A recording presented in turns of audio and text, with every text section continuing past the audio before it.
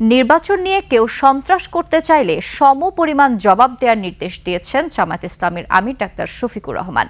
তবে নিজে জবাব দেওয়ার আগে কর্তৃপক্ষ ও প্রশাসনকে অবহিত করার অনুরোধ করেছেন তিনি।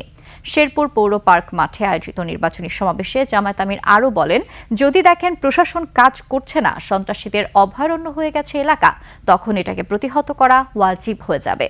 সমাবেশের আগে শেরপুরের শ্রীবর্দীতে নিহত জামায়াত নেতা রেজাউল করিমের কবর জিয়ারত করেন আমির।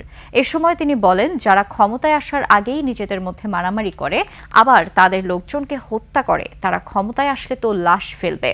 12 তারিখে হ্যাঁ ভোট ও দাঁড়িপাল্লার বিজয় নিশ্চিত করে ঘরে ফিরে শুকরানা নামাজ আদায়েরও আহ্বান জানান ডাক্তার শফিকুর রহমান।